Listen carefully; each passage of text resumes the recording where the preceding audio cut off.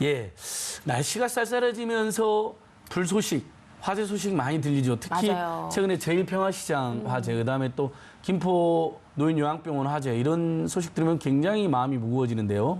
자, 오늘 평소에 이런 화재 대비나 예방 어떻게 되고 있는지, 특히 사회적 약자들이 더 고통을 받기 때문에 그런 문제에 굉장히 많이 노력해 오신 분입니다. 우리 소방발전협의회 고진영 전 회장님 오셨습니다. 어서 오십시오. 어서 오세요. 반갑습니다. 네. 소방관 권익공헌 운동 열심히 하고 계시죠, 지금도? 예, 저희도 적극 응원합니다. 박수 한번 보내겠습니다. 네, 아유, 부끄럽습니다. 예, 네, 아닙니다, 힘내시고요. 아닙니다. 네. 네. 자, 소방서에서 요즘 또 특히 화재 예방, 뭐 안전 점검 이런 거 많이 예. 하실 텐데 예. 얘기 좀 해주세요. 예, 안전점검은 소방특별점검이라고 네. 매 해년마다 소방 대상물에 대해서 우리가 소방시설 점검을 하고 있습니다. 네. 근데 이제 궁금한 것은 소방 모든 대상물에 대해서 뭐 1년에 한 번씩 매일 실시를 하느냐, 그렇지는 않고요. 화재 위험도가 높거나 전년도 화재 발생 위험도나 그런 것을 데이터를 받아서 특별조사위원회에서 대상물을 해마다 선정을 하게 됩니다. 그러면 실제적으로 그 건물에 입주해서 관리자들은 1년에 한 번 받을 수도 있고 1년에 한 번을 안 받을 수도 있고 그렇게 선정적으로 선택을 해서 소방 점검을 하고 있습니다. 그러니까 점검이 돼가지고 예방되면 좋은데 고의는 아닌데 점검이 안 돼서 불이 나는 경우가 실무적으로는 좀 마음이 많이 무거우시겠어요, 회장님.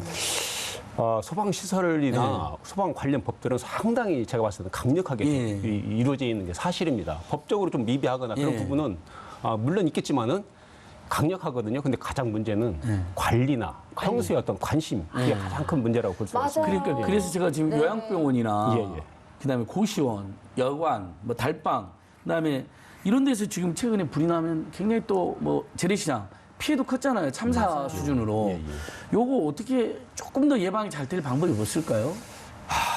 뭐 소방관으로서 한 20년 근무한 저도 네. 현장 활동에서 많이 나가봤는데 저희들도 화재 출동을 벨이 울리고 출동을 할 때 뭐 요양병원이다, 노인 시설이다 그러면 좀 힘들죠. 초비상입니다. 초비상. 엄청난 비상. 나갈 때부터. 왜냐하면 그런 데는 인명피해가 화재가 발생하면 인명피해가 다수가 발생할 수밖에 없거든요. 네. 특히 요양병원이나 노유자시설 같은 경우에는 스스로 자력 대피를 할 수 없는 장애인이나 예.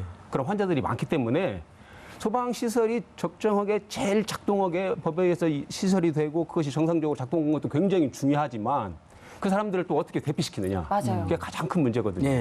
평소에 그러면 이 예방 훈련하는 것도 요양병원 같은 경우는 좀 힘들 것 같아요. 그렇죠. 네. 그래서 실제적으로 우리가 훈련을 특별하게 강화해서 훈련을 실시하고 있는데 훈련 자체가 일반 대상하고 틀리게 네. 역시나 거동이 불편한 환자들이 많기 때문에 실질적으로 강제적으로 시키기가 어려운 점이 있어요. 현실적인 문제가. 네, 아무래도 평소에 좀 관리를 꼼꼼히 하는 수밖에 없겠다라는 생각이 그렇죠. 저는 드는데 그러니까 그런 데는 스프링클러라든지 이런 거 다 막 의무화하고 일단 뭔 그런 조치가 있어야 될 것 그렇죠. 같은데요. 예. 그래서 말씀을 듣다 보면 아무래도 이 취약계층이 좀 이런 화재에 좀 취약할 수밖에 없다라는 생각이 드는데요. 아무래도 좀 소화기나 뭐 아니면 경보시설 이런 거 좀 설치하는 것도 돈이 들잖아요. 예. 소방서에서 좀 지원하고 계신가요? 그러니까 스프링클러 같은 것도요. 그렇죠. 예. 취약계층에게. 사실 우리가 소방 대상물을 한 30개 정도로 분류해서 관리를 하고 있습니다. 거기에 따라서 소방 시설도 나가고 그다음에 점검도 하거든요.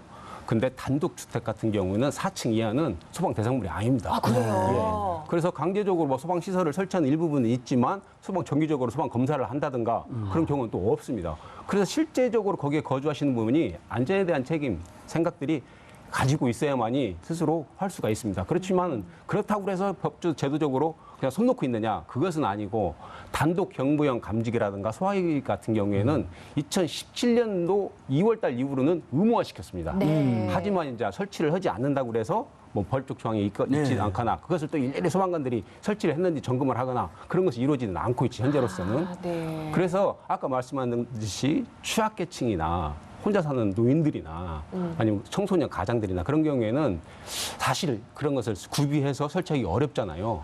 그래서 그런 부분의 대상의 사람들은 소방서에서 시도 예산을 들여서 무료로 단독 경비형 감지기나 소화기를 지금 설치하고 있습니다. 아, 예, 네. 그러니까 많이 스프링클러도 저기 서울시라든지 이런 데서 고시원 막 저기 한다고 하지 않았나요? 예. 그런 것도 좀 많이 되면 좋을 것 같아요. 예. 스프링클러도 설치하면 좋은데 문제는 뭐냐면 비용과 그다음에 그러니까요. 관리. 그건 시설들이 굉장히 들어가기 때문에 또 관리자가 또 필요해요. 시설을 설치를 하면. 그래서 현실적인 그런 어려움도 사실이 있습니다. 예. 아, 네, 그렇습니다. 아무래도 근데 생활 속에서는 소화기가 제일 큰 도움이 되죠. 화재 초기에 소화기에 대한 소화기 어디 질문이 있어요? 이 동네. 제가 한번 물어볼게요. 지금. 제가 질문 한번 해볼게요. 지금 여기 소화기 어디가 있습니까? 소화기? 혹시 아십니까? 네, 여기 소화기통. 우리 법규는 어떻게 되어 있죠?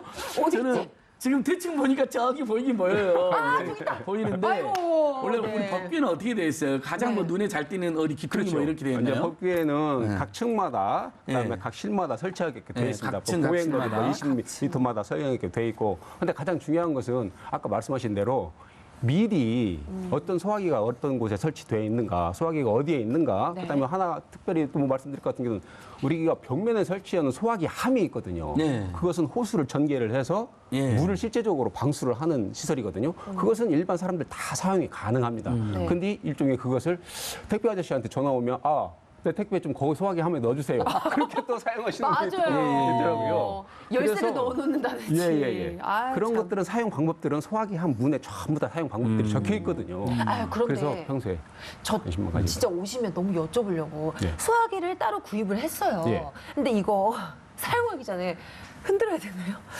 그리고 또 유통기한 같은 것도 너무 궁금한 그러니까요. 거예요. 예. 오래된 것도 되게 바꿔야 소화기 되는지. 오래된 거 많잖아요. 맞아요. 그래서 일단은 흔들어도 되느냐 네. 그거보다는 땡입니다. 안 흔들어도 돼요? 안 사용하기 됩니다. 전에? 예, 예. 예전에 흔들어도 막 흔들어라는 얘기가 많이 나왔어요. 그건 뭐냐면 소화기를 사용할 당시가 아니고 점검했을 때 있는지 없는지? 아니면 소화 약재가 안에서 굳어서 분말가루가 방사가 이렇게 사용이 안 되는 경우가 있거든요. 네. 그랬을 때 점검했을 때 소화기를 흔들라는 얘기가 나왔었지. 네. 지금은 그냥 바로 가서 사용하시면 되고 사용 기간은 딱히 일정하게 정해져 있는 것은 없어요. 아, 그래요? 보통 뭐 7년, 뭐 5년 그렇게 사용을 하시는데 가장 중요한 것은 항상 점검을 하는 게 중요하겠죠. 흔들어서 안에 내용물이 아니, 있는지. 근데 지금은 흔들지 않아도 돼요. 흔들지 말고. 흔드는 것들은 그렇게 살피는 것들은 예전 소화기. 예전 그건 전부 다 수거해가지고 또 위험성도 있고 폭발 위험성도 있어. 옛날에 한번 문제가 돼서 폭발 위험성도 있고 그래 전부 다 수거해서 하고 지금은 압력 게이지가 달려 있습니다. 네. 압력 게이지가 파란 지침으로 딱 돼 있으면 사용이 가능하다고 생각하시면 근데 이제 압력 그게 게이지. 파란 게이지가 아니라 빨간 쪽으로 가 있으면 그래서 압력이 부족하고. 그러니까 교체해야 되는 거죠. 오바디 빨간 눈그래서 얘가 고체를 해야 되죠. 교체해야 되는 거. 그다음에 요즘 화재를 보니까 저희 소방관님 그 연기 때문에 많이들 돌아가시잖아요. 맞아요. 그러니까 물수건이 있으면 이렇게 막으면 된다는데 예, 예. 만약 물수건 없을 때는 어떤 그래요. 대응이 있어요? 어떻게 해야 돼요? 창문이 있는 게 훨씬 유리한 거죠. 창문이라도 열면 예, 예. 도움이 되는 거죠. 예, 예, 어떻게 예. 어떻습니까? 우리가 화재 이제 한 번씩 대피 훈련 다 받아봤을 거예요. 뭐 몸을 낮추거나 네. 최대한으로 낮춰서 이동을 하거나 아니면은 뭐 코와 입을 젖은 수건으로 막으라거나 네. 다 공통적인 이유는 뭐냐면 연기를 흡입하지 않는 방법이거든요. 네. 그래서 우리가 화재 대피했을 때 연기를 어떻게 하면 흡입하지 않을 것인가 그게 가장 큰 관점이라고 생각하시면 그렇죠. 돼요. 그래서 주위에 어떤 물건이 있든지 간에 내 입과 코를 막아서 호흡을 했을 때 매연이 제가 호흡을 안 하는 방법이면 다 됩니다. 쉽게 얘기하면 요즘에는 미세먼지나 황사 그런 것 때문에 마스크를 전부 다 휴대하고 다니잖아요. 그렇죠. 그거라도 사용하시면 효과가 있다고 볼 수가 있겠습니다. 항상 바로 옆에 손 닿을 수 그렇죠. 있는 곳에 좀 구비를 해야 예, 예, 돼요. 예. 자, 저희가 또 시간 관계상 이거 정말 중요한 질문이기 때문에 꼭 드리겠습니다. 화재 예방을 위해서 미루지 말고 이거 꼭 해야 된다. 얘기해 주세요. 관심입니다. 관심. 예. 소방 시설은 어디든지 다 규정대로 설치되어 있고 그렇기 때문에 평소에 관심을 가지고 그다음에 어떻게 화재가 발생했을 때 소화기를 내가 어떻게 사용을 하지? 그다음에 피난 비상구는 어떻게 돼 있지? 그런 거 스스로 생각을 해두고 시뮬레이션은 가장 중요합니다. 예행 연습을 좀 그렇죠. 해봐야겠네요. 스스로. 관심과 평소에 예. 예행 연습. 짧게 네. 문구로 말씀을 드리자면 교통사고 일어나면 내 생명을 지킬 수 있는 건 안전벨트죠. 그렇죠. 화재가 발생했을 때 내 생명을 지키는 것은 관심이라고 생각합니다. 관심. 네. 소방관님 우리 국가직화는 어떻게 잘 된 거죠 지금? 되고 내년 있는 1월 거죠? 1일부터 시행 가능하다고 확률 높다고 생각을 그러니까 하는데 다 통과되고 있는 거죠? 네. 이제 직장협의회는. 본회의 이제 상정이 남았고 예. 그다음에 네. 법사위 또 심사가 남았고 그렇게 남아 있긴 합니다. 그러니까 꼭 그것도 저희가 관심 가지고 예, 예. 소방관 국가직화랑 직장협의회 만들 수 있도록 제가 응원해드려야지. 이분들이 이렇게 좋은 일 하시는데. 아유, 그럼요. 네, 오늘. 고영진 소방관님 말씀 정말 감사합니다. 예, 감사합니다. 수고하셨습니다. 네, 자, 저희 오늘 TV 민생연구소 준비한 소식은 오늘 여기까지입니다. 저희는 내일 저녁 6시에 다시 찾아뵙겠습니다. 여기는 TV 민생 연구소. 연구소입니다. 감사합니다. 내일 6시에 만나요.